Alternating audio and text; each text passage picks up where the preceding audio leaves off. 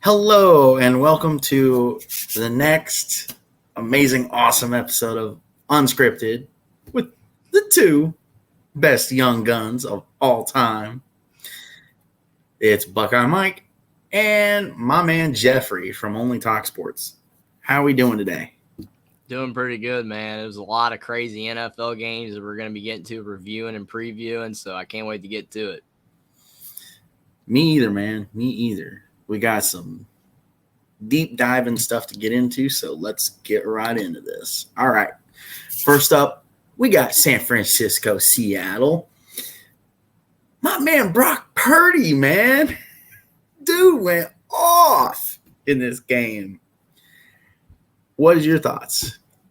Well, I mean, this was a game where you kind of felt that it was going to go one or two ways. It was either going to be a close game and Seattle would pull it out, or San Francisco was going to win like this. And San Francisco, Brock Purdy, you didn't know how he was going to play in his first, game in the playoffs. He's never had a playoff game before, obviously, because he's a rookie, and he delivered.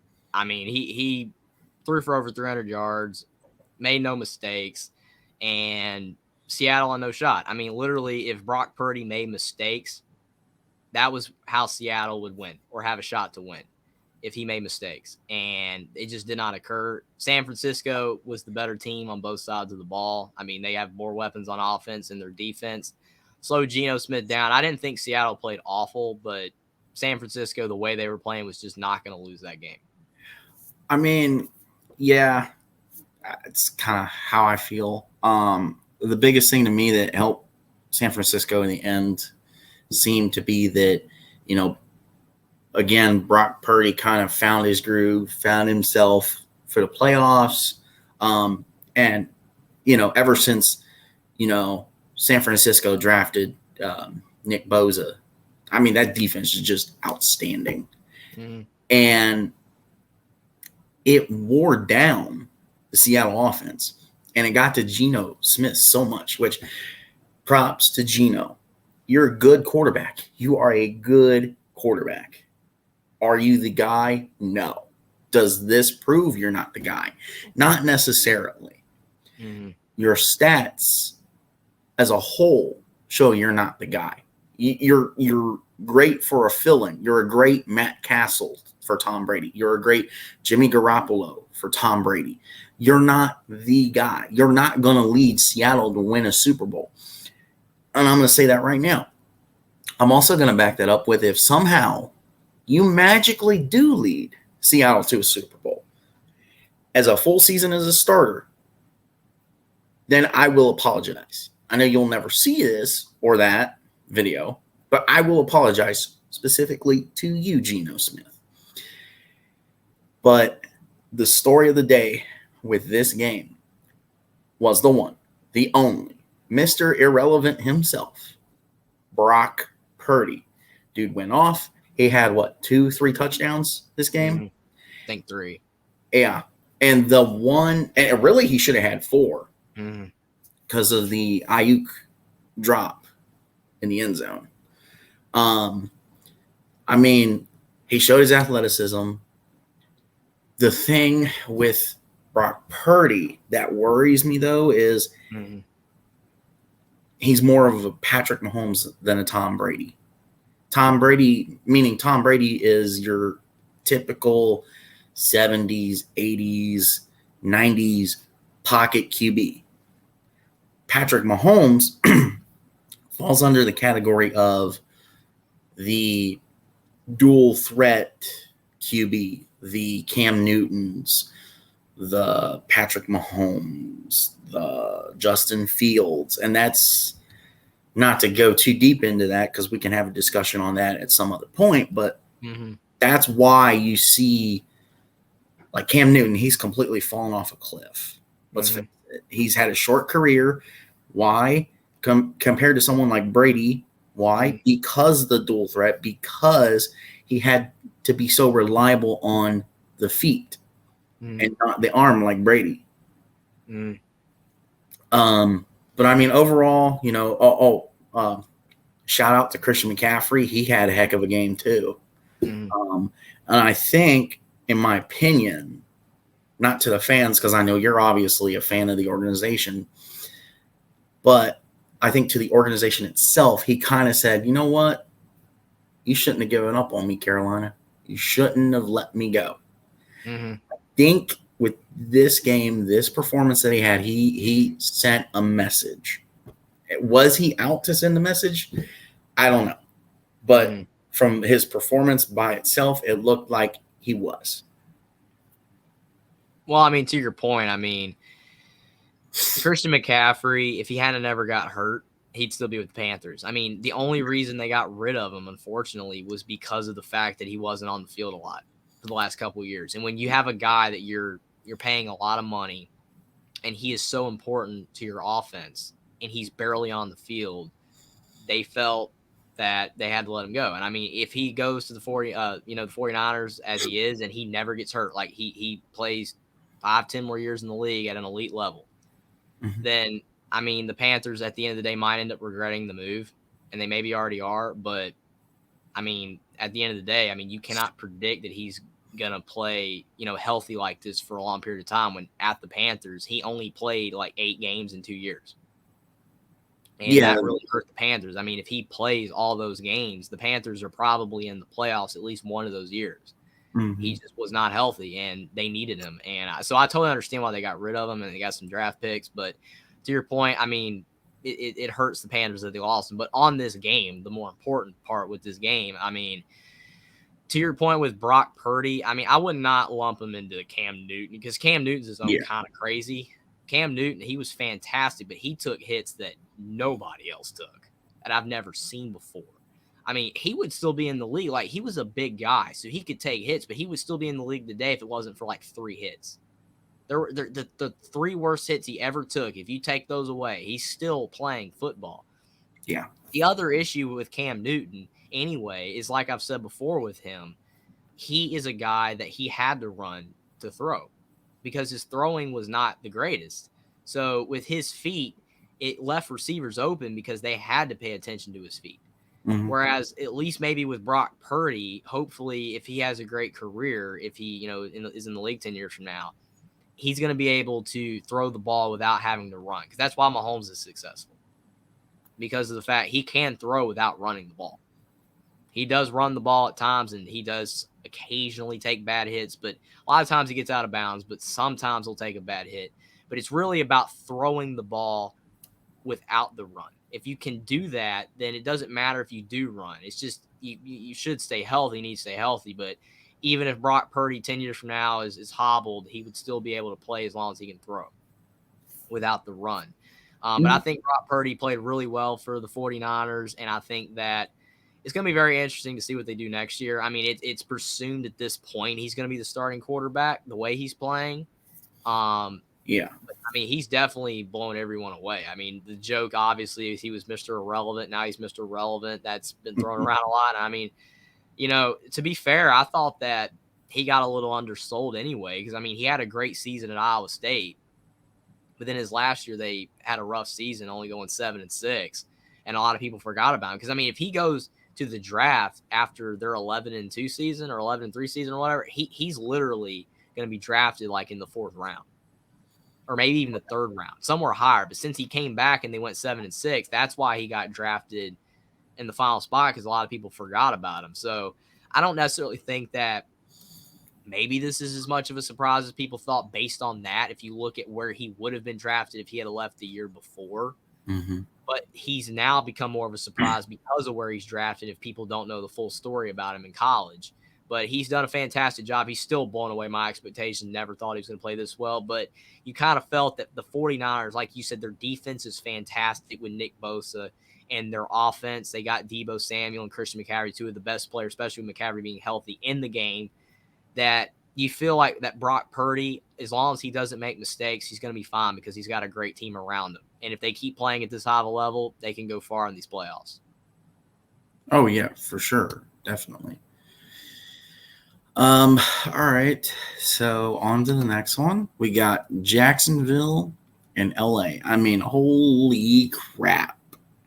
What a game. not live, obviously, but I watched this one start to finish. A great game. Unbelievable performance from Trevor Lawrence in the second half. Yeah. Well, I mean, both halves, realistically. I mean, the first player ever to throw 4 interceptions in one half. And then what happens? Turn around and counter it with 4 touchdowns in the same game. Crazy. I mean, just gutsy all around. Dougie P, as people like Shannon love to call him, still has it, I think. As long as he's there with this win, as long as he's there, I feel like Jacksonville has the ability to go all the way. It's just a matter of when, a matter of how long does it take Trevor to grow within the system, to be able to run the system to perfection. And I think this gives him a lead, honestly, to be the first one of the younger group to possibly catch Brady in Super Bowls. Now, I know that's a heck of a jump. That's a little early, but I mean, it's possible. I mean, the kid's got grit. He's got toughness.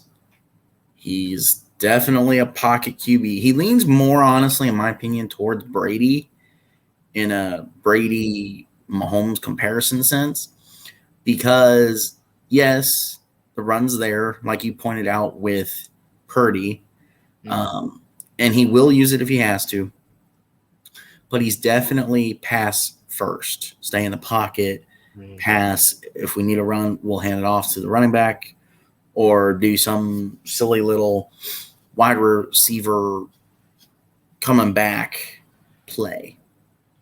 But I mean, just overall, all around great performance from both teams. I loved how it hung in the balance at the end.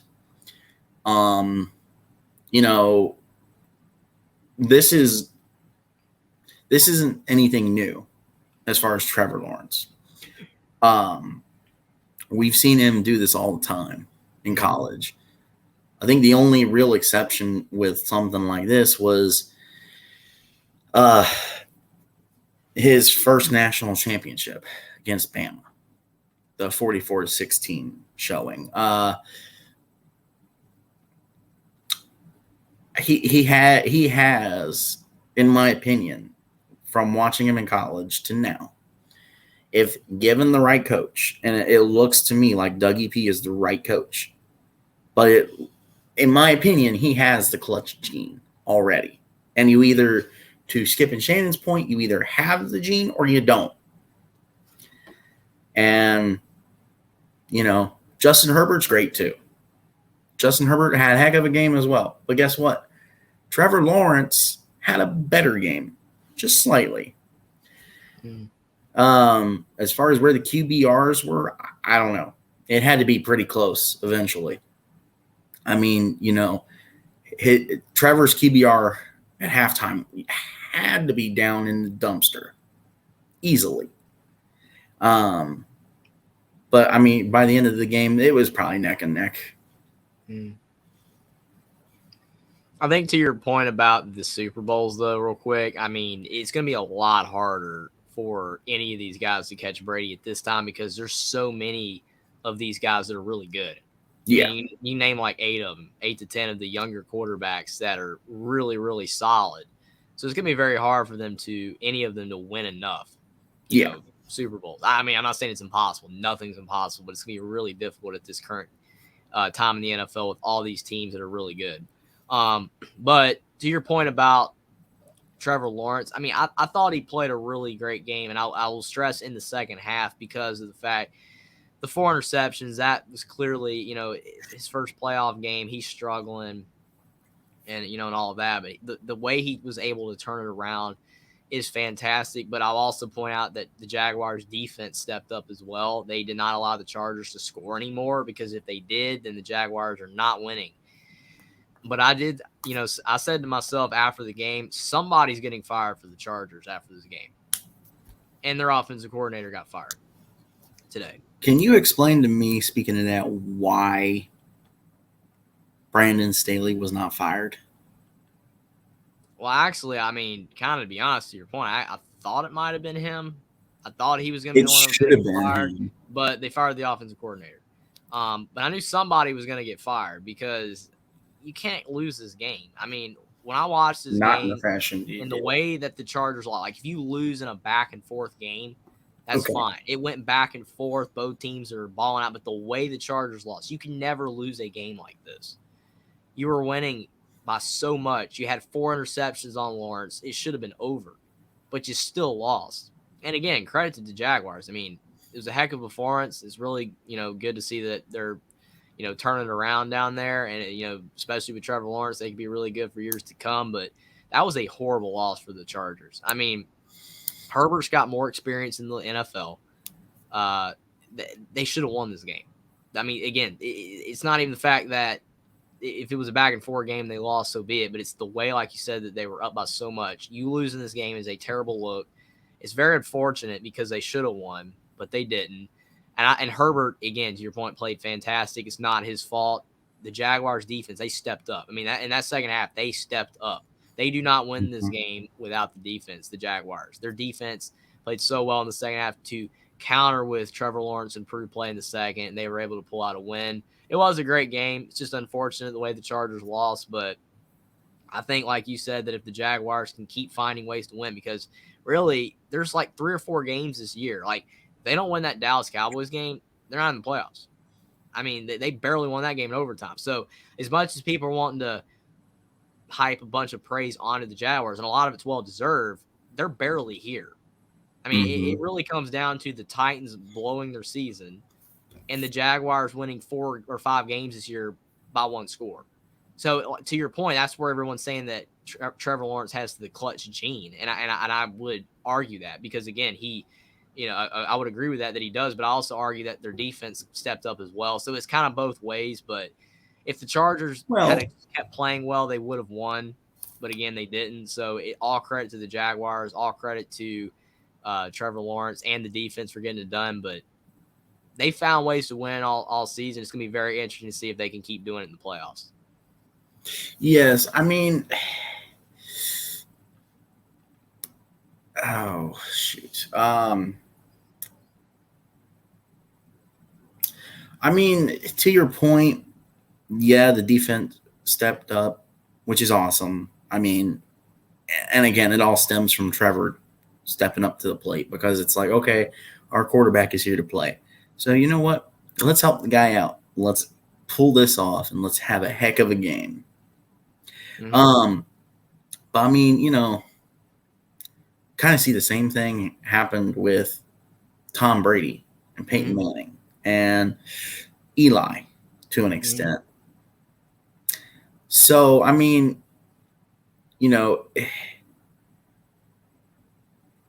I don't want to call it too early because it is only his sophomore year in the league. I mean, second season, however you want to look at it. I don't care.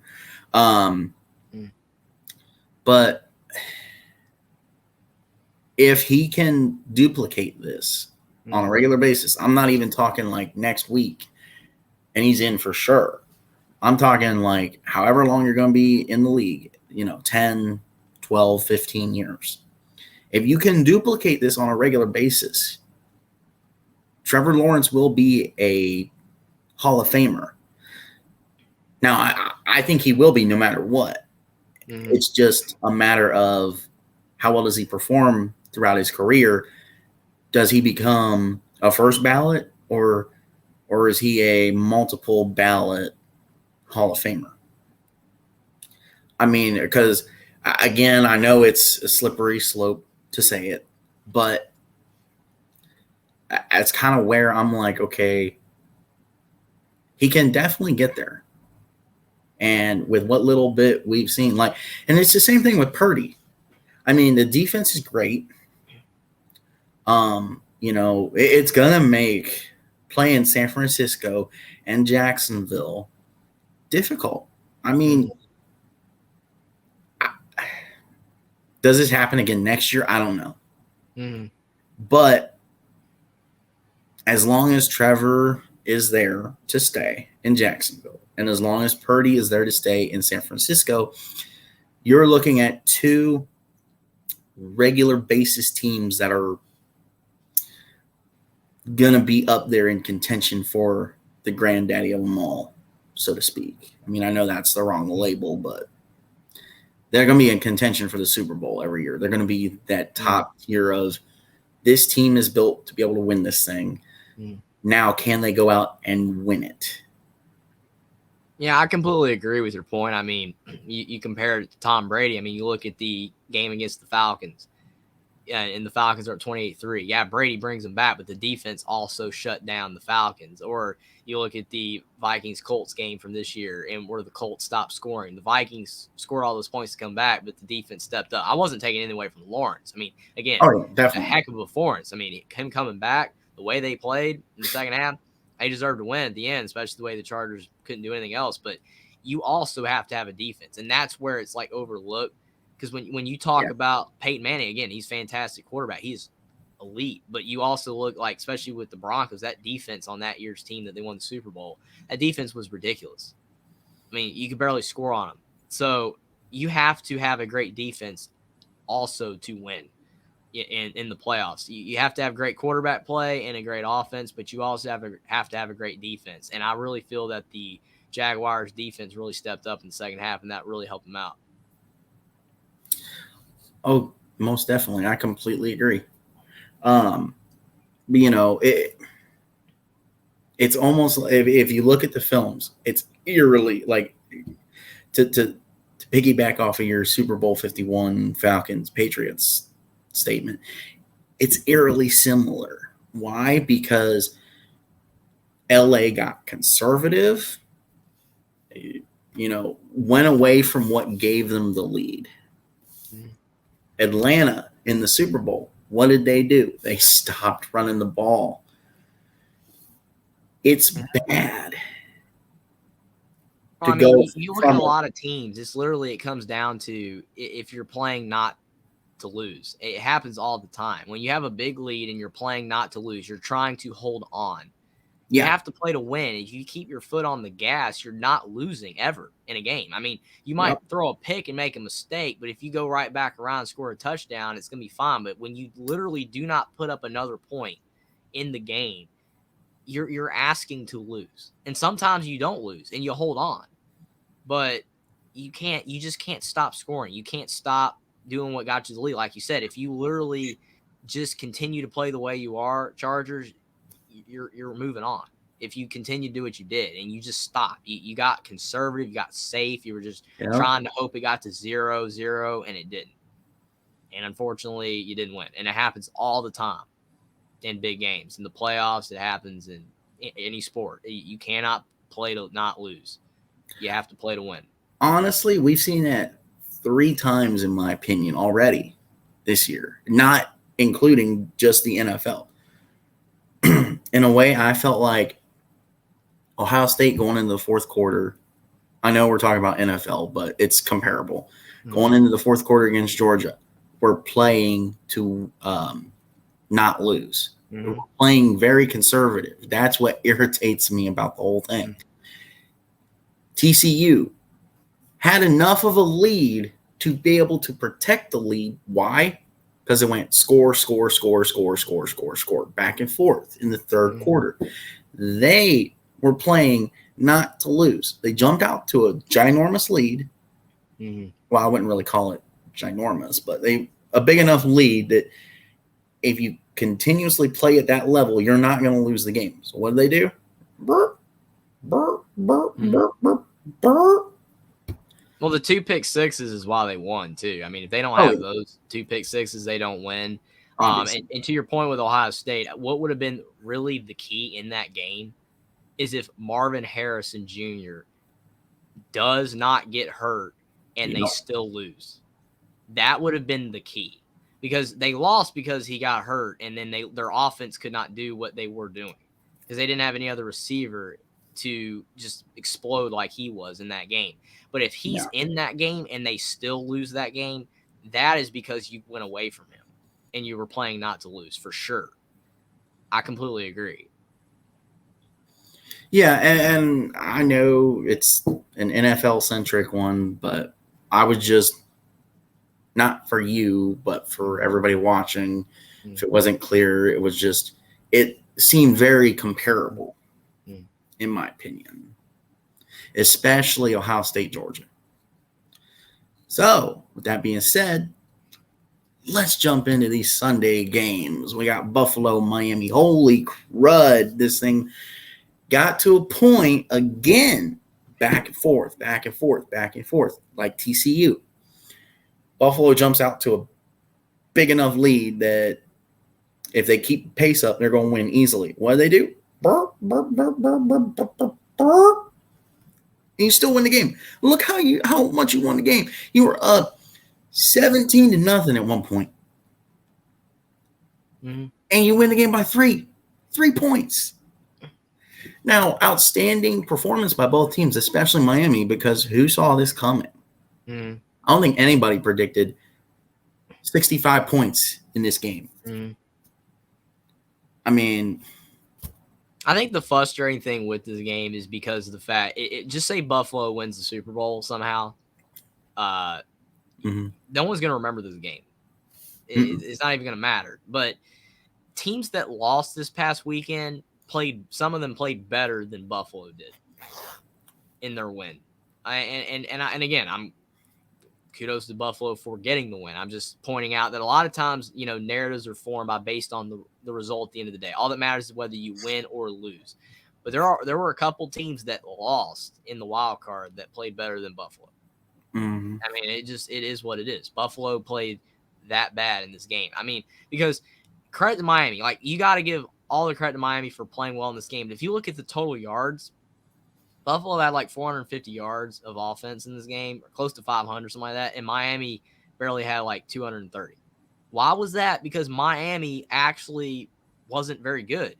But what happened is Buffalo made mistakes, just like Michigan did in the playoff. In the playoff, that's why they lost to TCU. I mean, they win if they don't throw the 2 pick sixes. Miami benefited from Buffalo's mistakes, the turnovers, because Miami on offense didn't do that much. I mean, Skylar Thompson, credit to him for hanging in there, but he only had a touchdown, a couple picks, and he only threw for like 180 yards, and he was like at 40% completion percentage.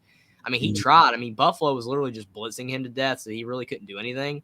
But at the end of the day, I mean, Miami, to be fair, really didn't play that well. It's just they played hard, especially on defense, forced Buffalo to make mistakes they shouldn't have made, and that kept the game close. Because if it's a clean game, a 0 turnover game from both teams, this game is probably Buffalo 34, or potentially more for Buffalo than 34, and Miami's got like 10. Yeah. I mean, literally, that's what happened in this game. Buffalo made mistakes. It kept Miami in the game. And when Miami saw they had a chance to win, they kept playing harder to have a shot. And sometimes just playing hard doesn't mean you're playing good, but if you're playing hard, you have a shot to win. And that's what happened here. And kudos to Miami for playing as hard as they did. But if Buffalo just had played a clean game, they would have won by a lot more. Oh, for sure. Easily. I mean, granted, this game seemed to be difficult for Buffalo in the regular season. Yeah, and that's the funny thing. I believe we can touch on it more when we get there. I believe Dallas is the only one to get revenge on the regular season winner. I could be wrong because of the next game, but I mean, heck of a game. Congrats, Buffalo. I understand why you're playing motivated. We all do. Our hearts, thoughts, and prayers are with you, Buffalo. I want to see you succeed. People love to say, especially our good buddy Jackson, love to say that the Bengals are the kryptonite of the Chiefs. Well, if the Bengals are the kryptonite of the Chiefs, guess who the kryptonite of the Bills are? The Chiefs. Who are they playing next week? The Chiefs. They did beat them this year, though. Oh, they beat the Chiefs. The Bills beat the Chiefs 24-20 this season. They finally beat them. It was at Arrowhead. So I think I remember that. It was earlier in the season. Because it was like, man, the Chiefs always beat the Bills. I mean, literally, Mahomes always barely gets the better of Allen, but actually, the Bills did win. So it was crazy. But can they do it again? It's hard to win twice. Yes. That's going to be the trick. But again, congrats to Buffalo. Hey, Miami, good job. You got here. Did you deserve to be the 7th seed? That's debatable. That's questionable. But you got here. You showed up. You showed out. Congrats. I mean, literally, if Tua was playing in this game the way Buffalo played, they win. Oh, no doubt. I mean, that's the crazy thing. I mean, if Tua's healthy and he's throwing for 350 yards, they win this game easily because Buffalo didn't play good. I mean, they made so many mistakes. I mean, at Miami, all they needed was more offense. That's all they needed, but they just unfortunately couldn't get it done. I mean, they played really well on defense, but yeah, if Tua plays, they win this game. Now, if Buffalo again played a clean game, they still beat Miami with Tua, more than likely. But yet again, Buffalo didn't. That's why they barely won. No doubt. I mean, as sad as it is to say, because Tua didn't play, Tua is the reason that Miami made it. Tua is the reason they got there. And why didn't he play? We can all go back and forth all we want. When it comes down to it, you screwed up, coaching staff. You screwed up because you had him play through concussions. That's a no-no. And thanks to your stupid decision, he may not have to. Hope and pray that he doesn't have to. But thanks to your stupid decision, it's a conversation discussion of whether or not Tua needs to retire early. And the dude literally just started his NFL career a year or two ago. And that looks bad on you, coaching staff. You're stupid. Good job of getting rid of the doctor that cleared him, but you're stupid. All right, so let's talk about the big shocker from Sunday, the middle game. New York beats Minnesota. Holy cow. Who saw this coming? I mean, apparently I did because I picked New York. But I mean, if you look at this game, I mean, this is one of those ones where, to me, I feel Minnesota did not play a bad game. And that when I was referencing that a couple teams played better than the Bills that lost, I was referencing the Chargers for the most part and the Vikings. I feel the Vikings played pretty well. Some people would argue that. I mean, because I know a lot of people say Kirk Cousins, he can't win the big game. He can't win the playoff game. I don't think he played poor. I mean, yeah, at the end of the game, they didn't really get anything going. There was no balls down the field. There was a lot of short stuff, but overall, he played well. It's not like he made mistakes where they lost. Why they lost is because of the fact that Daniel Jones actually played the best game of his career. Daniel Jones played fantastic. I mean, he made no mistakes. He ran and threw the ball exactly as many times as he needed to, exactly the way that he needed to, no mistakes. I mean, I know a lot of people would argue that he's still not a good quarterback, and again, that Minnesota played awful, and that's why Daniel Jones did a good game. But I feel Daniel Jones actually legitimately had a good game. And Minnesota, I don't necessarily think they played bad on either side of the ball. Obviously, they could have done better to win the game. Kirk Cousins could have made more throws at the end of the game to win, to bring him back. But I think overall, New York played fantastic. And I think Minnesota was not expecting them to play fantastic. And Minnesota fell short. Yes, I would agree. I mean, to a degree, I feel like New York came into this with nothing to lose, backs against the wall. There was a lot of everybody's telling us we don't deserve to be here talk with the Giants. So, It sucks that this happens to Kirk all the time. He's only been able to do it once. No, twice. I can't remember if he was part of the Minneapolis Miracle or not. I know the second time around when they beat the Saints in New Orleans, he was. I don't remember if he was in Minneapolis.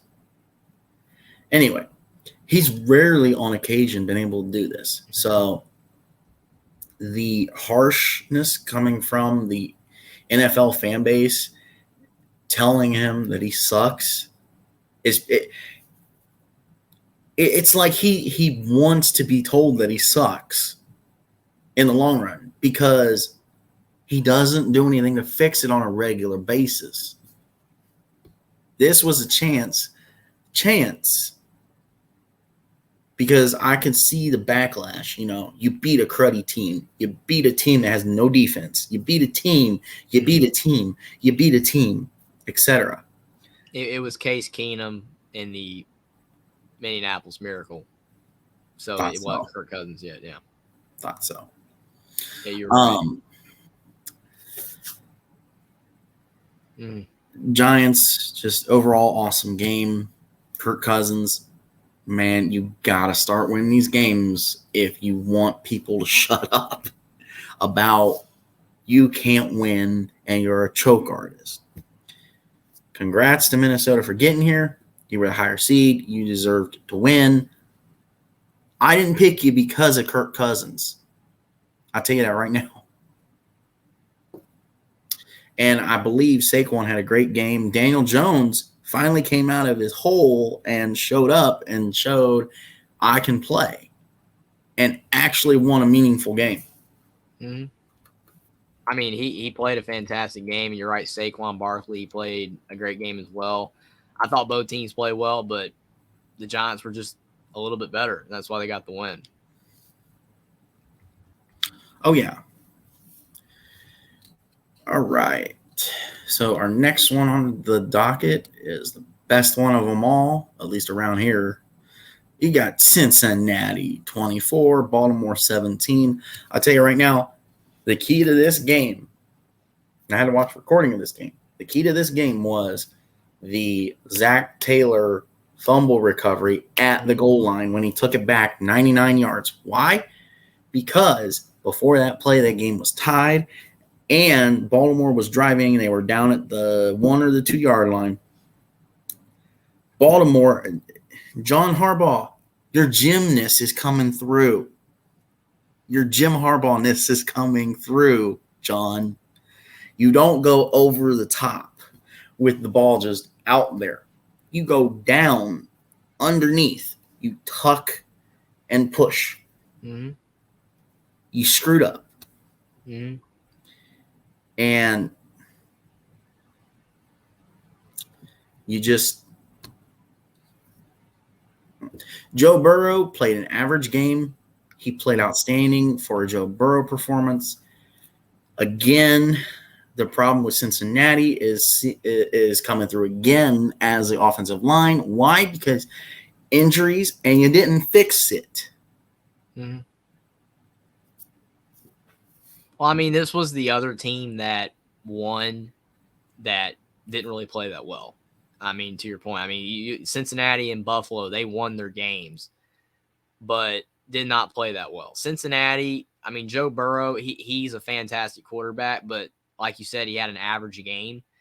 And Baltimore easily could have won if they had scored on that drive. But the fumble, like you said, return for a touchdown, it saved the Bengals because I was just blown away. I felt that the Bengals would easily win this game. They were, Burrow's going to put up a lot of yards, and Baltimore with Tyler Huntley was not going to be able to put up any points. And for the most part, Baltimore didn't really put up that much. But Baltimore played their keep the ball away from the offense, get you out of rhythm because you don't have the ball style of play. And Baltimore had the ball a lot and ran the clock down, and they almost won. But, I mean, a big mistake, big play by the Cincinnati defense. A lot of times when you're struggling, and this is how championships are won, again, not saying that Cincinnati is going to win the Super Bowl, but sometimes your defense has to make a play. If your offense is not playing well, I mean, I'm just saying, I don't know who's going to win. It could be any team. But I'm just saying that you have to have the defense make a play for you. If you're going to win a game and your offense is not playing well, you have to have your defense make a play. And that's exactly what happened for Cincinnati. I completely agree, 100%. It's almost like we're seeing a Cincinnati evolution all over again. What happened last year? They barely beat Vegas by the skin of their teeth. Then what do? They go in divisional, and they barely beat the number 1 seed. Now, yeah, they don't have to go through the number 1 seed, but your number 2 seed is Buffalo. So that number 2 seed this year stacks up to almost be the equivalent in pressure as the number 1 seed last year in Tennessee. You need to we'll touch on this in a little bit because we still got one more game to go through. You need to put pressure on the points where it's important, and that's what they did last year. What was the key with Tennessee? The way to beat Tennessee was you take out King Henry. They got rid of King Henry almost immediately.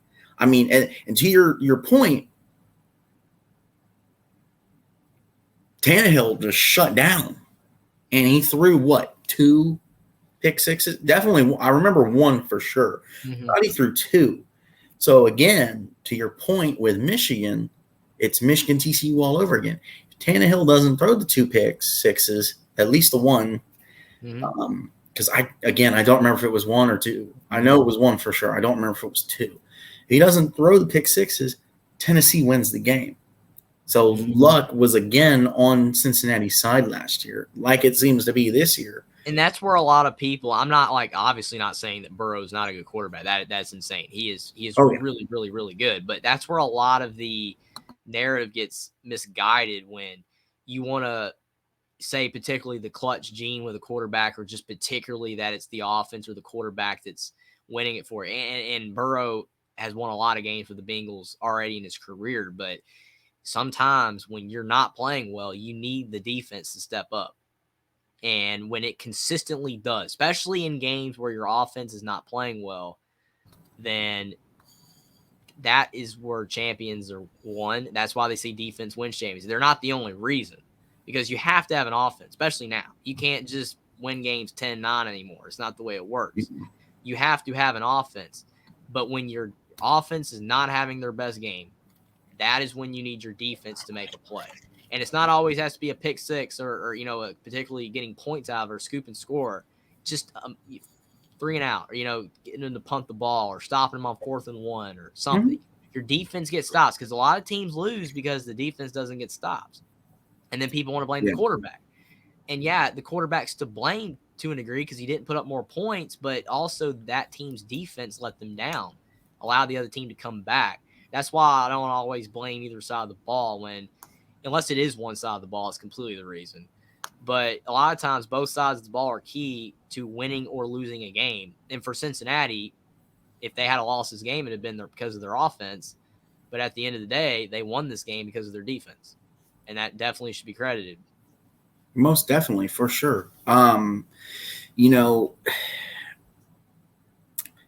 your point, absolutely, 100%. Joe Burrow, and I've always felt this. First of all, where everything went wrong, I'll even admit, I love Urban Meyer. As a coach, person, screw you. As a coach, you're amazing. I love you. He screwed up by letting Joe walk out. Why did he let Joe walk out? Because Joe had a broken thumb or some finger at the spring game, so he didn't perform as well. And that's why he went with Dwayne.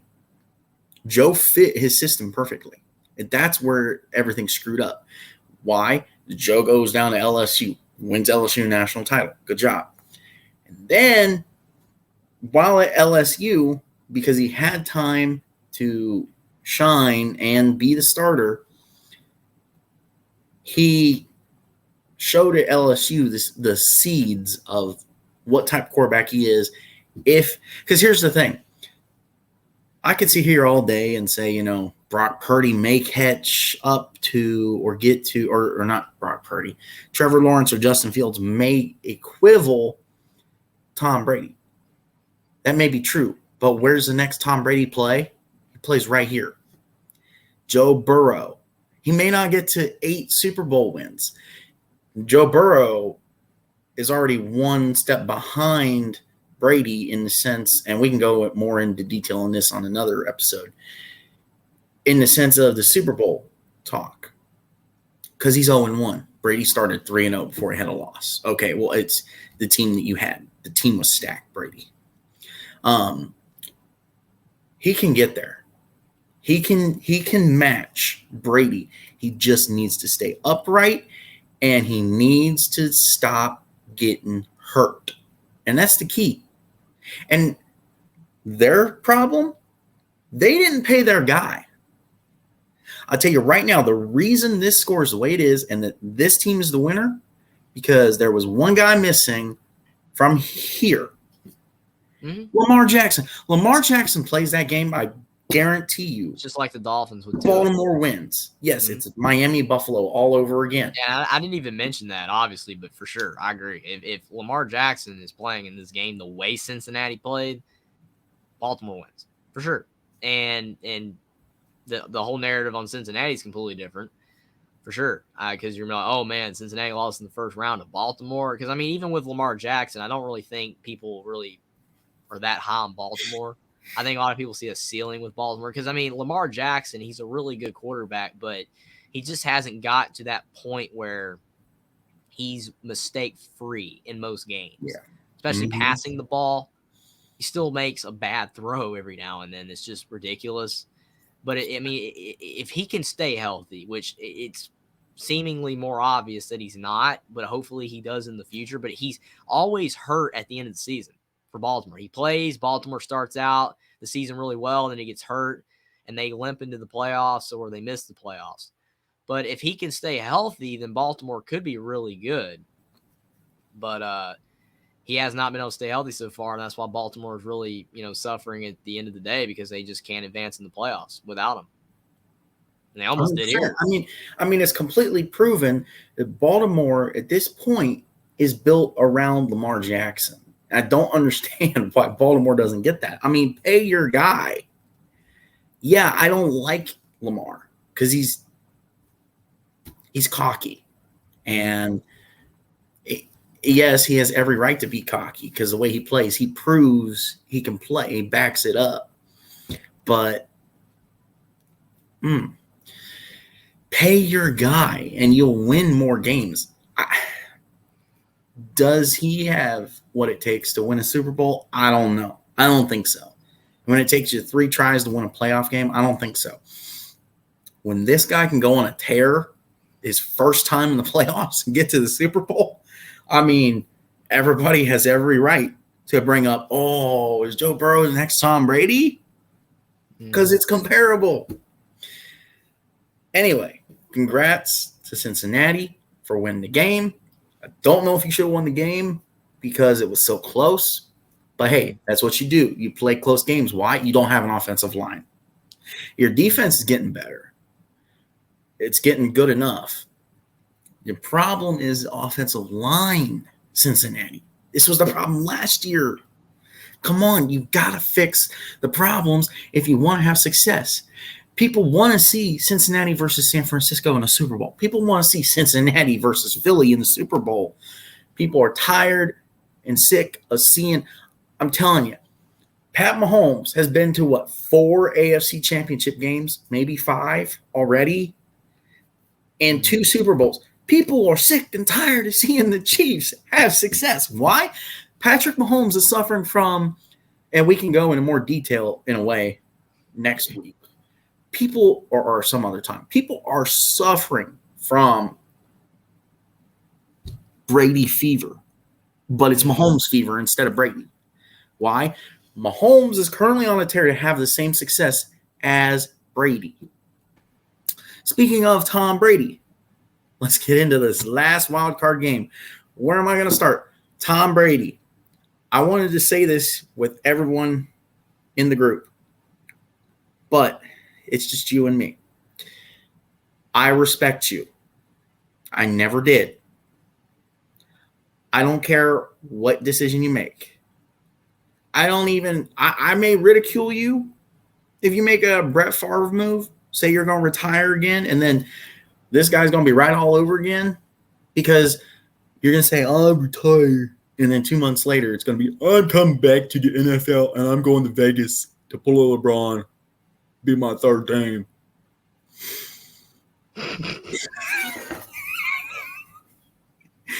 And oh, man. All props to Dak Prescott. You balled out 5 touchdowns, man. Here's the thing, and I've been saying this all day. First of all, screw you, Tampa Bay. You gave up my undefeated record in the picks. Screw you. And I don't blame Tom Brady.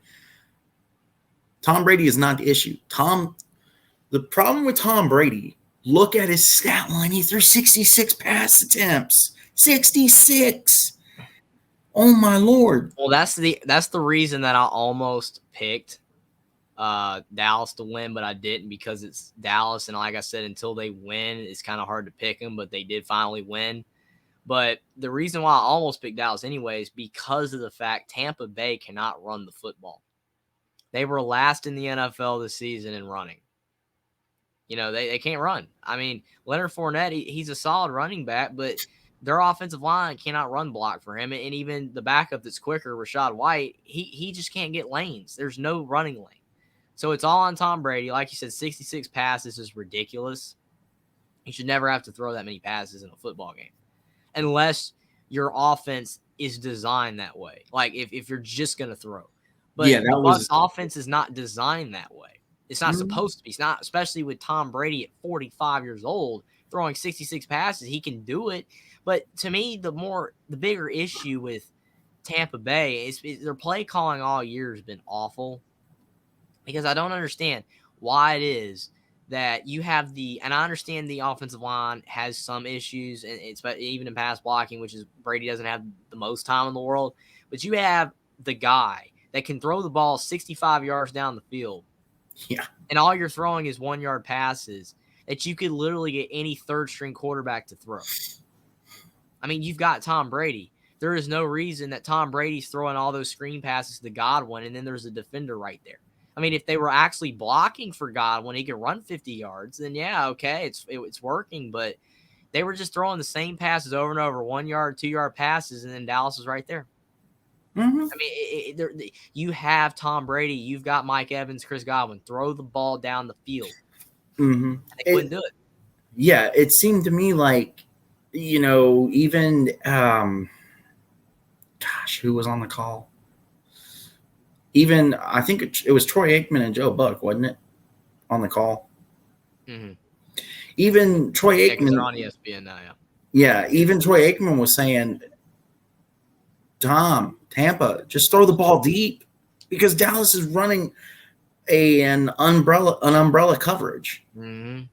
And it's basically what Ohio State I hate coming back to this. It's what Ohio State should have ran, honestly. Mm-hmm. But again, that's done over with. We're talking about this game. My biggest tick with you is this guy. Where's this been, bro? Where's this been? You've had better teams than this. Where has this been? Well, Dak Prescott, I mean, he's been a guy that's made a lot of mistakes, and that's where people give him a lot of criticism. He's thrown 15 interceptions this year in 12 games, not counting this past game where he threw 0. He threw 15 interceptions in 12 games. That's bad. He's thrown 23 touchdowns, 15 interceptions. I mean, it's nowhere near as bad as Jameis Winston's 33 touchdown, 30 interception year. But still, that's pretty bad for Dak Prescott, who is supposed to be a top 10 quarterback in the league. Yep. On a top 10 team in the league. But he had a rough year. I think part of it, he wasn't playing as well after he missed time, though, with the finger issue. He had finger surgery. I mean, if that don't happen, maybe he doesn't have his sport of the year. He seemed to be kind of out of rhythm for a while. But to your point, where's this been? I don't know. I just think Tampa Bay's defense has been interesting this year because at times they've looked really solid. And they're partially the reason Tampa Bay's even in the playoffs, because they had a few games this year where they helped them win. But their defense played bad as well. I mean, the thing in is, this game, it was not their best performance, because Dak got whatever he wanted outside of a couple plays where it could have, been picked, but the receivers made plays and he just put the ball in the right spot enough. But outside of that, really Tampa Bay's defense wasn't that great. But Dallas, I mean, Dak Prescott, all kudos to him because he played great. It was one of the best games of his NFL career. For sure. And on the Brett Maher situation, I mean, I know everybody's talking about how bad of a kicker he is. He's a great kicker, but it happens. Kickers I mean, Adam Vinatieri missed 10 kicks in a row one time, 10 field goals and extra point. I mean, he couldn't hit anything for like 2 games. And people are like, oh, he needs to be out of the league. And then he proceeded to hit like 30 in a row after that. So I think he's fine. I mean, yeah, once he missed the first 2, Dallas should have been like, okay, he's going to keep missing. But they kept using him. But he's fine. But yeah, Dallas played great on both sides of the ball. But if Tampa Bay had thrown the ball deep, they still could have lost this game. But Tampa Bay didn't do it. Oh, yeah. Tampa Bay didn't do it till it was too late. I mean, Julio Jones was wide open in the end zone.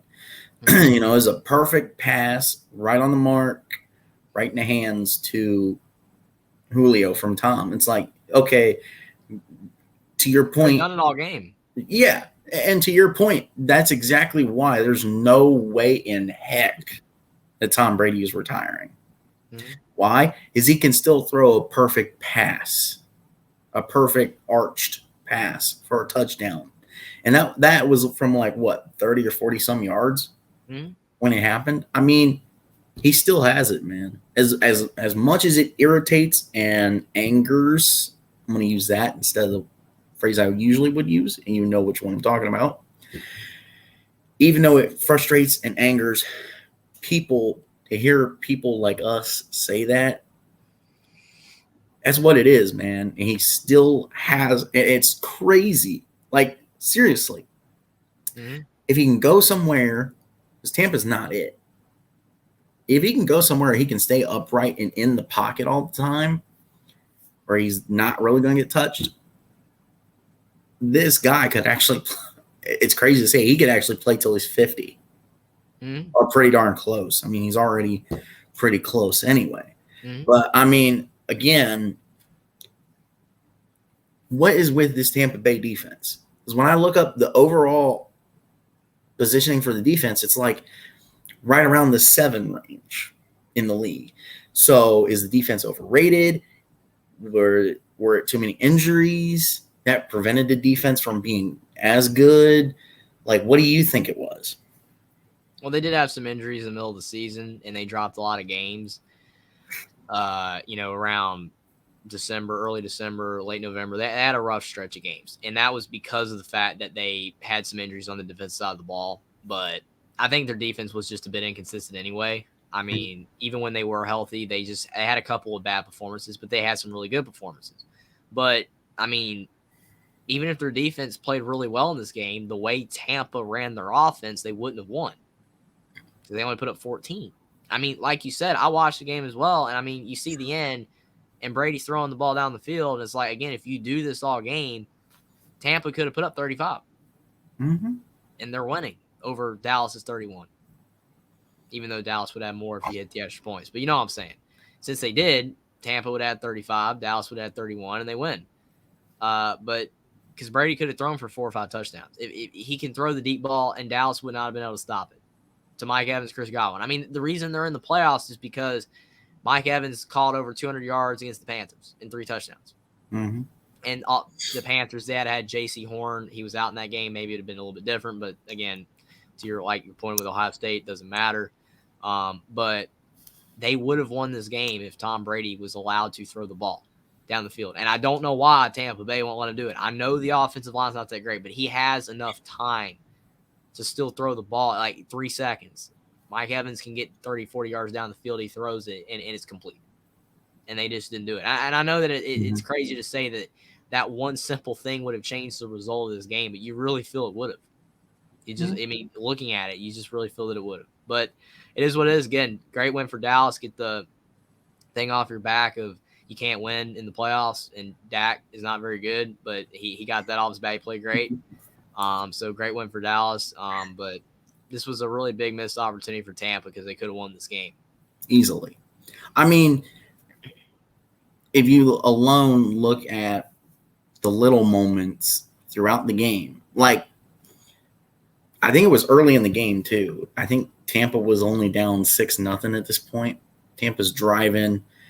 They get into the dang it, Joe Buck. Why do you that's the one thing that irritates me more than anything. Even these like defensive players, when they get flagged, they go over the refs and they're like, what do you mean? What do you mean? What do you mean? It's like, shut up, man. If it's blatantly obvious, and 9 times out of 10 it is, shut up, dude. You have no reason to argue the flag. Announcers, especially now you, Joe Buck, irritate the living crap out of me. Oh, Tom Brady's had X number of red zone drives since he joined the Bucs, including the playoffs in 2020, and he's never thrown a pick. Throws a pick. Brady drops back. Brady's in shotgun. He gets the snap. He drops back. He's got Mike Evans in the end zone. Is he going to throw a touchdown? Oh, my gosh, he threw a pick. Oh.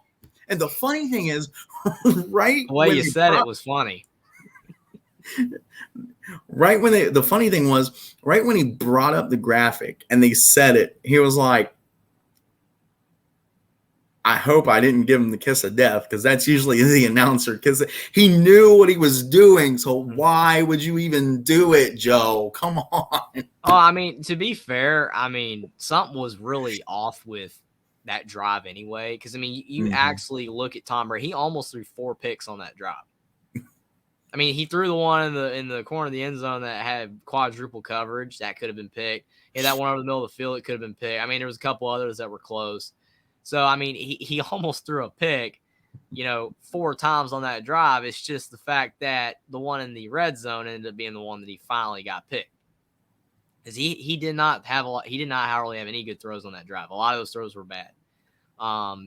It just, they didn't pick them off. And if they had picked them off when they were on their side of the field or before they got in the red zone, then that wouldn't have mattered on the graphic. It's just because it was in the red zone when they got the pick. But he really should have thrown a pick already. For sure, most definitely.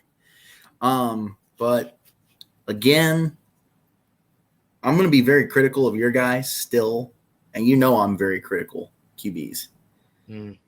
Because you still haven't proved it. Because, again, to my earlier statement, where has this been? You've had better teams. Your rookie season, you should have beat the Packers in the divisional round, honestly, for one. For two, it's not that impressive when this guy is 45 and the receivers can't catch a ball worth a dang, and he's starting to get jelly arm. Why is he starting to get jelly arm? He's throwing it so much. 66. Audience, ladies and gentlemen, or mostly gentlemen that are watching this, 66 pass attempts is too many for a quarterback. I don't care if you're high school, college, or pros, or whatever level of the pros. If you want to talk about USFL is pro football, XFL is pro football, NFL is pro football. I don't care what level of a quarterback you are in. 66 pass attempts. And I'm talking to you, Bruce Arians, because that's part of your system. You're a throw-first system. Heavy on the throw, light on the run. And that's part of why Jameis had the year that he had with the 30 and 33. It's your system. So all Todd Bowles did was, I'm inserted as the new head coach. But I don't want to come up with my own system, my own stuff. You know what? Bruce's system seemed like it worked pretty well. Let's just boop. No, dude, it doesn't work for a guy. Your like point Tom about Brady, the 66 throws, though, at least most of them were short. So, I mean, and to my point, I'm not saying Brady has jello arms now. Obviously, he doesn't. We did see some deep bombs towards the end of the game when it was basically over. So he obviously doesn't have jello arms. But if you're doing that much throwing on a consistent basis, that is what will lead to Jello arms quicker than having a Bill Belichick Brady system. Because I totally agree. Because at 40, I think it was 43 when he came to the Bucks. At 43, he still had a pretty strong arm. So it's the system, Bulls. If you want to keep Brady, that's the key. If you want to keep Brady and he doesn't want to retire, you're going to have to change your system to fit Brady better. Because the BA system doesn't work for Tom. Mm-hmm. It just doesn't. I'm sorry, but it doesn't. I mean, running the ball, when he was at the Patriots, they ran the ball more. I mean, plus when you're in the playoffs, especially and even in the regular season toward the end, it's so cold up there. Usually teams in the North run the ball more anyway. I mean, I'm not saying that that's why they don't run the ball as much because, like you said, it's Bruce Arians' system. But being up north on a northern team with cold weather, you automatically usually run the ball more anyway. I absolutely agree, 100%. But I mean, at this point, we're just talking BA, Todd Bowles, and Tom Brady. So, with that being said, let's get into this final segment. The one segment that probably everybody that's going to end up watching this is looking forward to. Let's talk some divisional games. Now, don't give out your picks. I'm sure you know this by now, but we're looking here for keys to the games, what can make your difference, and maybe who's going to have breakout performance in each game. I forget what the schedule looks like, but I think the first game is Kansas City, Jacksonville. So let's start there. This game, it's going to be tough because it's not at home for the Jaguars this time. It's going to be at the Chiefs, and that is a tough place to play. Arrowhead has great fans. It's loud. They always talk about the decibel meter, and everything when you're at that stadium. Patrick Mahomes, you have a bye, so you have an extra week to rest, and that can always go one or two ways. I mean, one, they're more rested and prepared for this game than the Jaguars. But then on the other hand, the Jaguars had a game last week, so they could be, adrenaline's pumping from that game that they won, and then they could come in and smack the Chiefs early, and then the Chiefs have to come back. So it's always one or two ways on that. But the Chiefs do have the advantage of having the bye and be able to prepare. And I think that they're just a better team. But the better team doesn't always win. So how the Chiefs are going to win this game is if they use the fact that they're the better team, the talent that they have on both sides of the ball. Travis Kelce and Mahomes, that connection is still insane. How many yards he has as a tight end, at his age, it's just unbelievable. So, I mean, literally all the Chiefs have to do to win this game is just play a great game.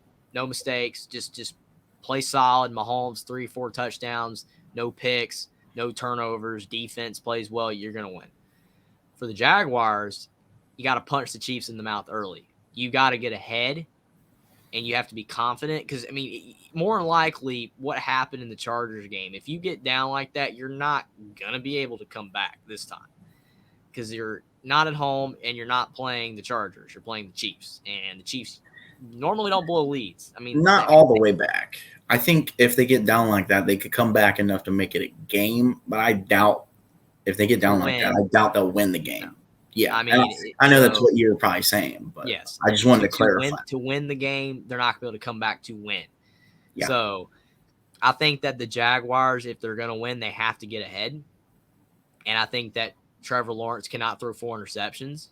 And I think that the Jaguars defense is going to have to play like they did in the second half of the Chargers game, all game, because you got to slow Mahomes down. You cannot just let him easily go down the field. You have to make it tough on him, and that's how they're going to win.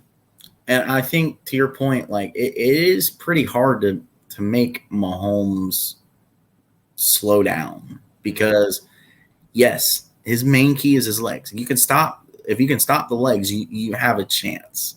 If you keep him confined within the pocket, you have a chance. But the dude is a precision passer is the problem. I mean, the dude, like literally, like if I'm Mahomes and you're Kelsey and you're where you are, oh, he's over there. Okay. Oh, give it 5 seconds. It'll be there, Jeffrey. And then boom, you catch the ball. That's how Mahomes is. Of course, obviously, that wasn't a real pass for the people out there that didn't know it was a joke.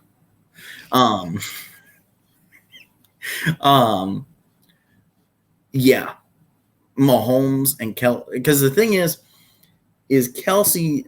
Yes, Kelsey is the Chiefs' biggest weapon. Is he the only weapon? I would say no. Because if you shut down Kelsey, you have to worry about Mahomes escaping the pocket to create an opening for somebody.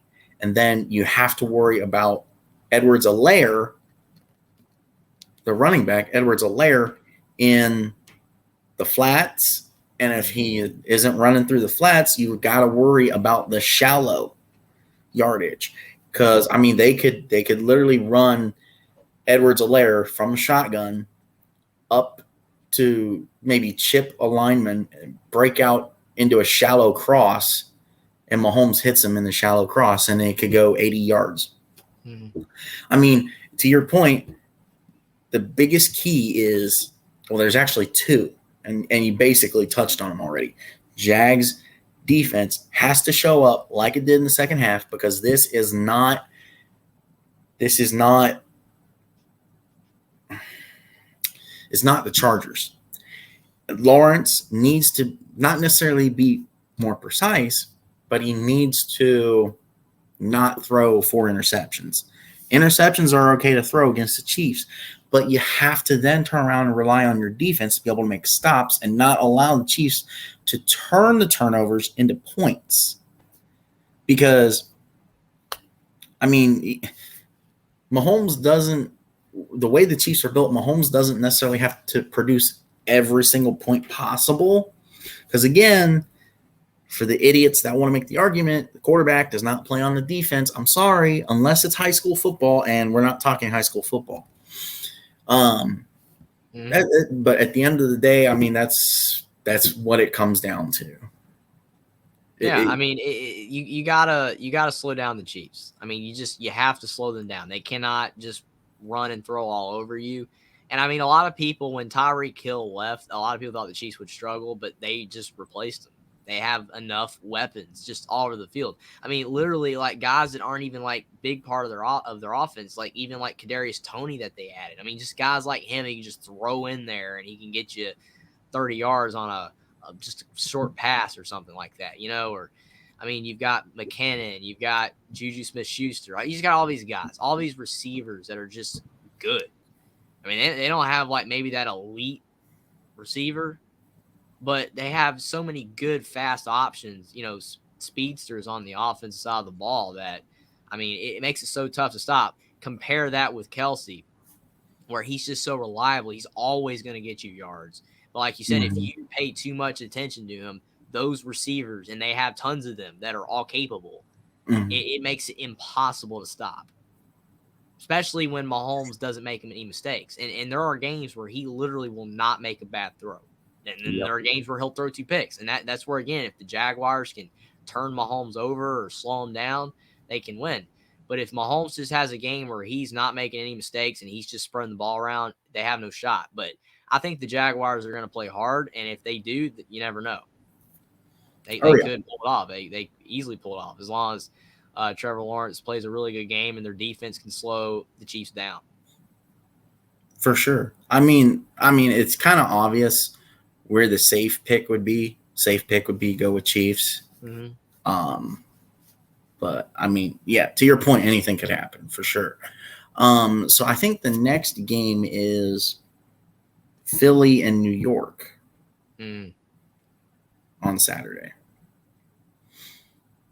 Yeah, I mean, this game, it's kind of the same thing here because you got the Eagles is like the Chiefs, and then you've got the Giants, or like the Jaguars. I mean, it's literally the same thing. If the Giants can show up and use that energy that they got from their last win, then they can win this game. I mean, if Daniel Jones plays a really good game, then they can win. If their defense plays really good and they play hard, then they can win this game. Because I mean, the Eagles are an interesting team because of the fact that they've been like the biggest surprise team in the NFL this year for most of the season. Because I mean, I don't think anybody thought they were going to go 14-3, but Jalen Hurts has had a great season. But unlike Patrick Mahomes, who the Jaguars are having to go up against, Patrick Mahomes is experienced. We know he can play. We know he's fantastic. Jalen Hurts, this is like the first time that Jalen Hurts is in this situation where you're the guy. You're in the playoffs. You're heavily favored. You're at home. You should win. Everybody's expecting you to win. We've never seen this before, so that's where it's going to be. If the Eagles play like they have for most of the season, and the way that they play, especially like the first half of the season, then they'll win. If Jalen Hurts, if he has a game where he's got 2 rushing touchdowns, no picks, couple of passing touchdowns, they'll win. Because the legs are going to be important too. But if the Giants can contain him, force him to make a couple of bad throws, then they can win. Because I mean, I really am going to be interested to see how the Eagles respond to being in this situation. It's like the first time that they've been in this situation like this. Everyone's expecting to get it done. So it's going to be very interesting to see how they play. Because, I mean, they could easily win this game. They're the better team. But I could easily see the Giants bottling that energy from last week's win and winning this game as well. I mean, yeah, to your point, we haven't seen Philly in this position with Hurts and with his coaching staff at the same time. I have 6 words for you that I don't think you brought up. Daniel Jones, Saquon Barkley, Giants defense. The first 4, yes, I trust Saquon more on a regular basis than I do Daniel Jones. Daniel Jones kind of falls under my umbrella of, Dak Prescott, Brock Purdy. I don't know. I don't know if I can trust you in this situation. Jalen has proven it on I almost want to say bigger stage in college, but there is no bigger stage than the NFL playoffs or the Super Bowl. But he's proven it to a degree. He can do this. He can pull it off. It's just a wait and see game, really. Yeah, I was about to say that it's literally a wait and see. I mean, we're gonna know what these two teams are made of, and like who's gonna be the separator. Like if the Eagles are for real, if they can actually, win in these playoffs, then they're gonna win this game. I mean, they're gonna win. Jalen Hurts is gonna play like he did in the first half of the season, and it's gonna prove that they're really good and they have a shot to win the Super Bowl. But if they're not prepared, if they're not ready, or the moment's too big for them, then the Giants could take, again, the way they played last week. And to your point, if Daniel Jones can play good again and Saquon Barkley and the defense, then they can win. I mean, they have enough players as well to get it done. And the Giants have had some good games this year. They've also had some terrible games, but they've had some good games. Their defense is capable, and it's really going to come down to Daniel Jones and Saquon Barkley both having great games and the Eagles not having a great game, and they can pull it off. Yeah, I mean, again, it all goes back to I kind of had the same question for Daniel Jones as I did for Dak. Yes, it was against an unproven Vikings team, whereas for Dak it was, hey, we won the Super Bowl 2 years ago. Respect us. We're here. But it was against the GOAT for Dak. I can say that with straight face. Tom Brady is the GOAT, but we're past that. Again, it's like, where has this Daniel Jones been? Because This dude, if this Daniel Jones can show up in this game, New York has a chance. Philly being the favorite, number one seed, I don't really want to give my pick away here, but right now I don't really see how New York could pull this off to win the game. They could, because, I mean, any of the teams left could win their games and win the Super Bowl. But with too many questionable factors for the Giants, and the main question being, can that team, same exact team from last week that went up to Minneapolis and beat the Vikings, can they now come back down over and out to Philly and beat a better team? Because, I mean, again, let's face it. Yeah, Minnesota was a 3 seed, but in my mind, they kind of limped into the playoffs. I mean, to your point, if they don't beat the Colts, do they even make the playoffs? They'd have made the playoffs, but they would not have been a 3 seed. Oh, for sure. I mean, I think they would have made the playoffs. But, yeah, it's going to be interesting. I mean, I think to a large degree, both these teams are fairly unproven. The Giants are more unproven than the Eagles, but I think, like you said, it's a wait-and-see game, and we're going to know a lot about both these quarterbacks and both these teams after this game.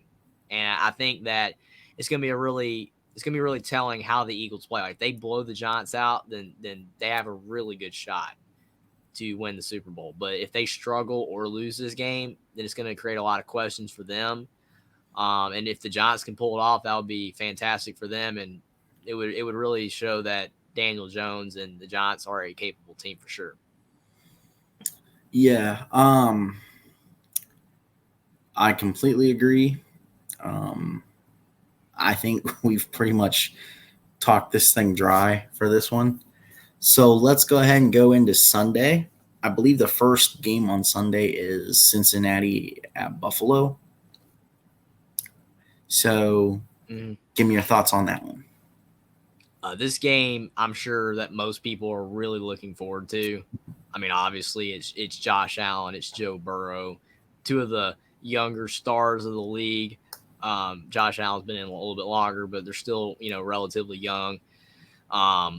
This game's going to be really tough for both teams, really, but I would say more of the Bengals because it is at the Bills. But you can almost argue this game's going to be tough for the Bills as well because of the way they played last week against Miami. They really struggled, and they're going to have to play better to win this game as long as Joe Burrow has a better game.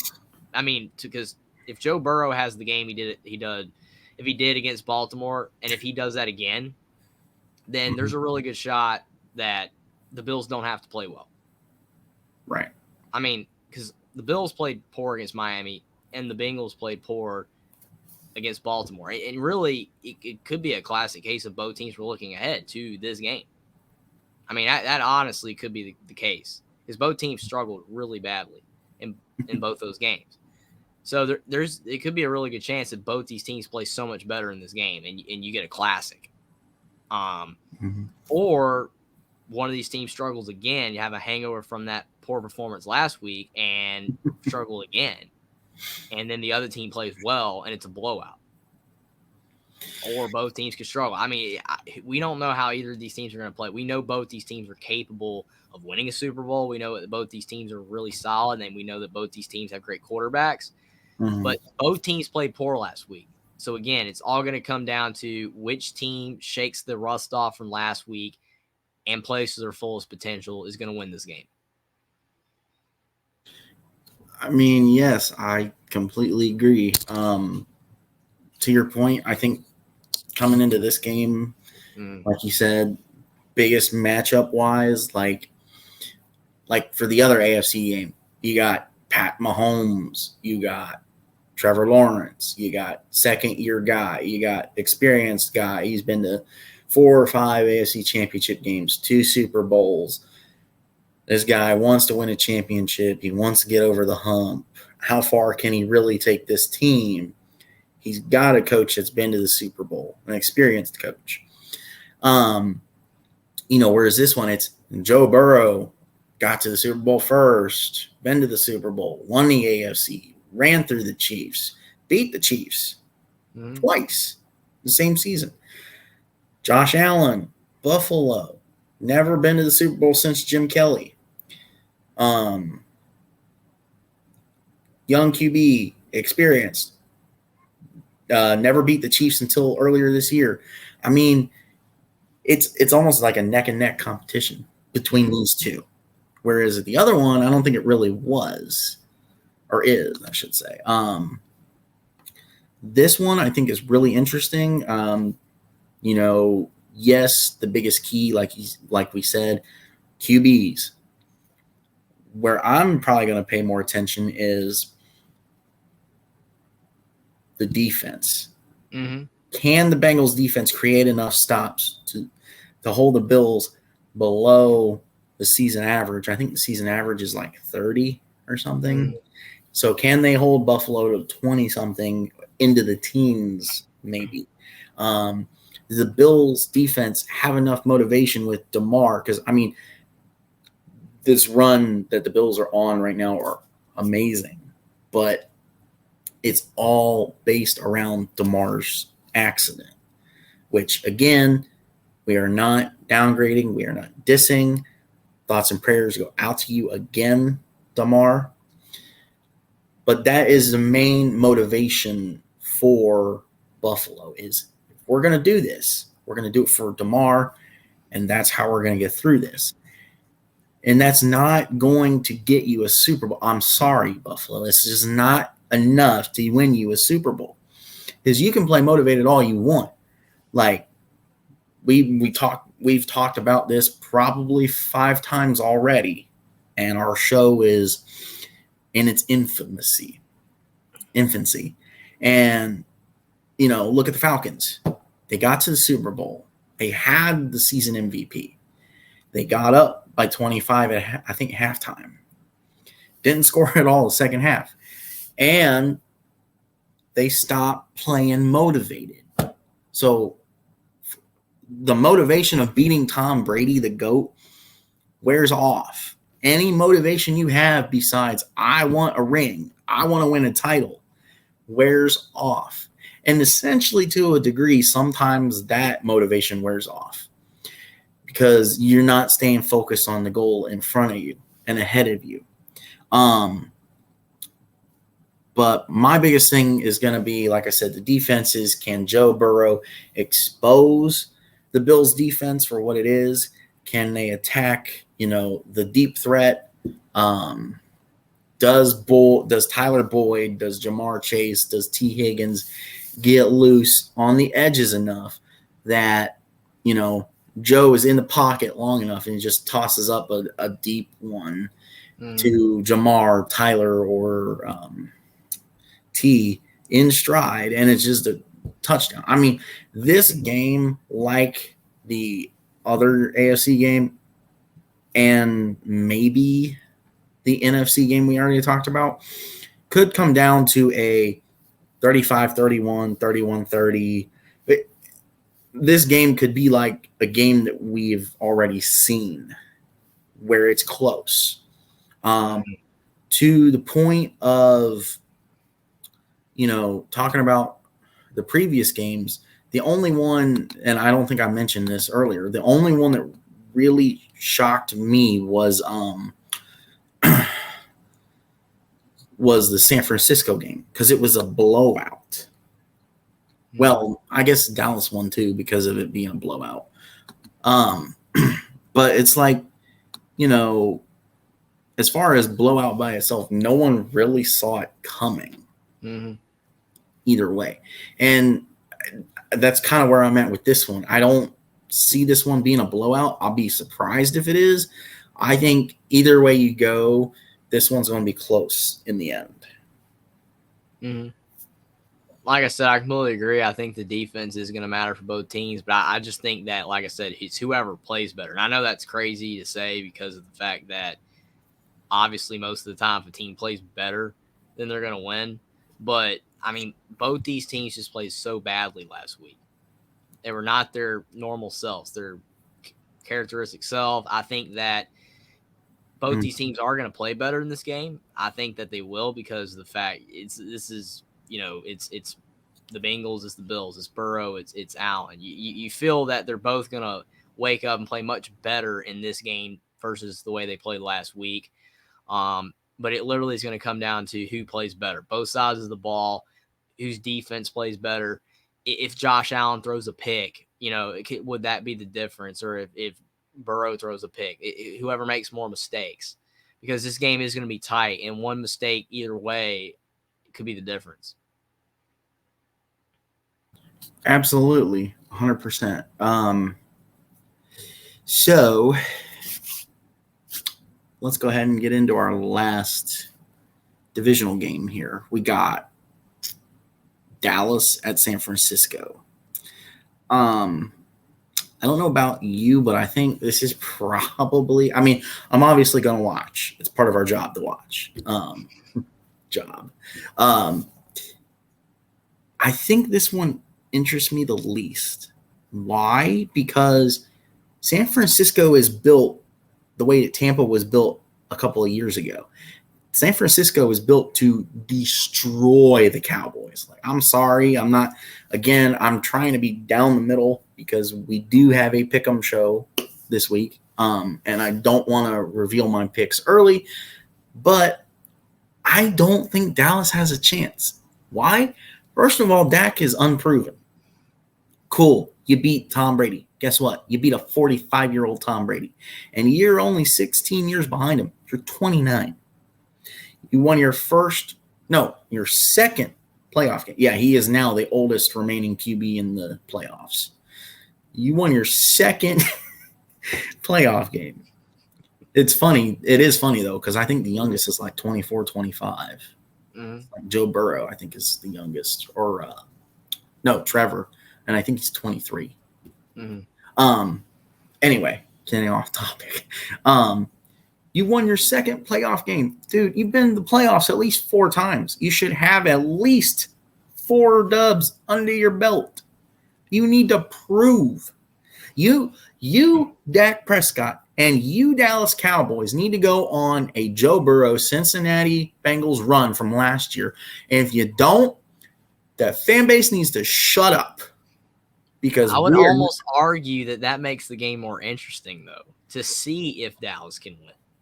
Because a lot of people didn't think Dallas would beat Brady. And to your point, 45 years old, Tampa Bay played terrible, but still, it was an impressive win. The Bucs didn't do their job. They didn't let Brady throw the ball deep, and Dak made no mistakes, and they won. So this game, it's going to come down to, can Dak Prescott have another big game?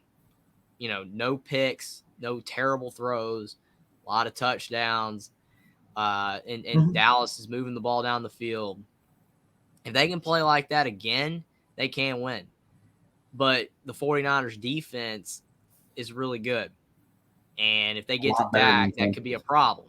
If Dak Prescott has enough time to throw, then and he doesn't throw any bad passes and he doesn't make mistakes, then Dallas can win. But if they get to Dak, if the 49ers defense is all over the place, then it could be bad for Dallas. Mm-hmm. And if Brock Purdy, again, keeps playing well like he is, no mistakes, and he's just coming mm-hmm. in, Mr. Irrelevant, it just keeps playing the high level of football that he is and getting the ball to McCaffrey and Samuels, you're good.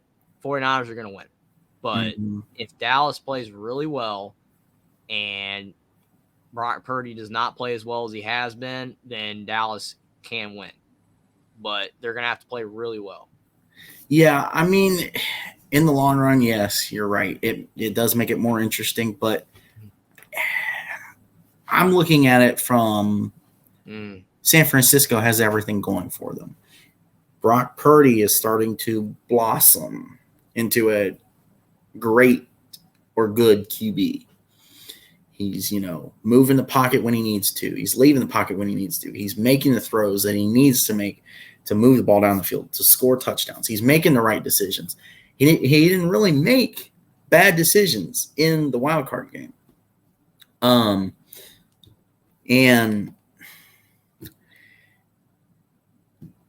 I mean, I don't have confidence in Dallas. I mean, towards the end of the game, Brady started torching Diggs at the corner position because he saw a mismatch. Why he didn't attack it sooner, I don't know. But the reason I'm so down on this game is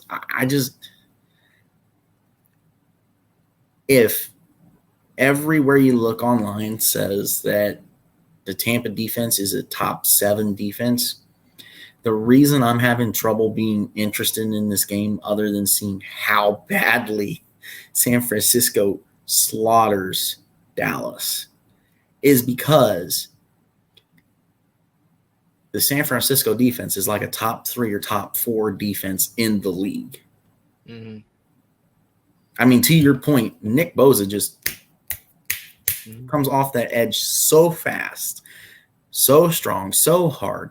His spin move to get out of a face-to-face with the lineman is amazing. It is probably one of the best swim moves I've ever seen.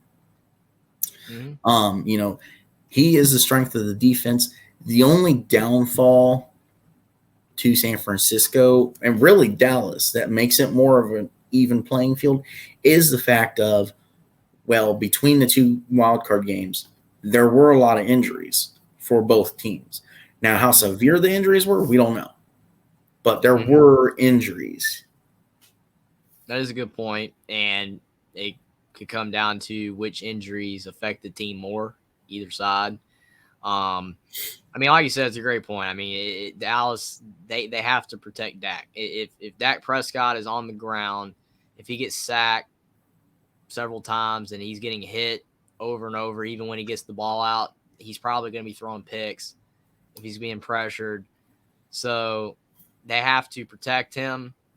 And if they do and he doesn't make mistakes, like I said, then they can win. But if the 49ers defense has their way and Brock Purdy doesn't make mistakes, they'll cruise to victory. Dallas needs to play a good offensive game with Dak having plenty of time, no mistakes, and Dallas's defense has to make Brock Purdy make mistakes. I mean, basically, to your point, if you don't make Purdy make mistakes, Dallas is going to have to pull another rabbit out of their hat and go score for score, whether it's touchdown to touchdown or touchdown to field goal to field goal.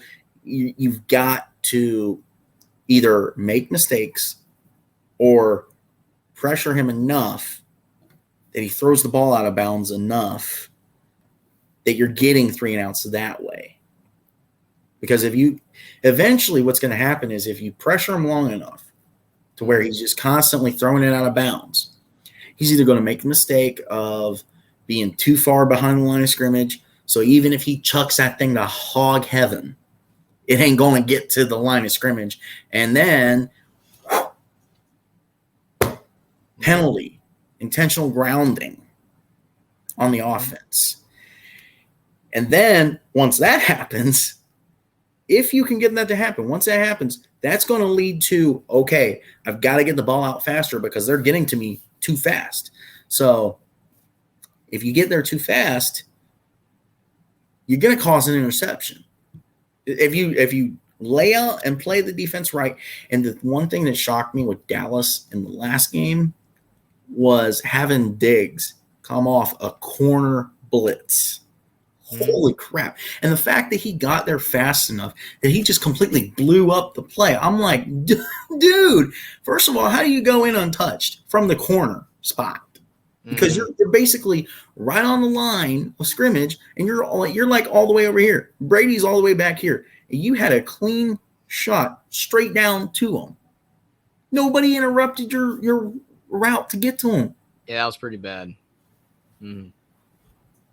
Not to mention, I think it was a blind side too. I think he came off the left side, and Tom Brady being right-handed, his blind side would be his left. But, I mean, it'll be interesting to – I mean, obviously, like I said before, we're going to watch because it's our job. But it's just going to be interesting to see what they do.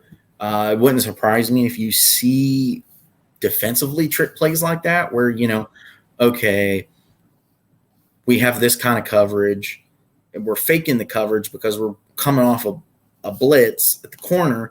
The interesting thing to me that I almost don't want to see, because usually you don't want to have a linebacker drop back to cover up the blitz, but it'd almost be interesting to me to see if you can get Van Der Esch to drop back into coverage and send a safety blitz.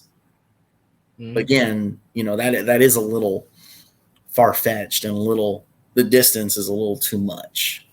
Mm-hmm. But I mean, it'll just be surprising to see what we see in that game, especially.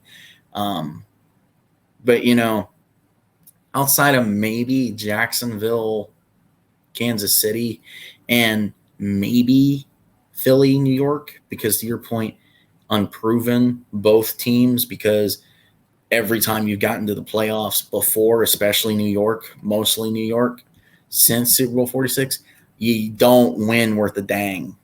Mm-hmm. But I mean, with that being said, we've sat here pretty long, really dissected everything. I love that we did this. I can't wait to do this with you again next week. And everybody tune in next week and pay close attention to our YouTube pages, because each game breakdown we did long enough to basically create a video out of each game. So everybody stay tuned, watch out on our channels, and we will see you next time. Everybody have a good rest of your week. Enjoy the football games. Hopefully y'all watch. I'm sure you will. And we'll see you again. Everybody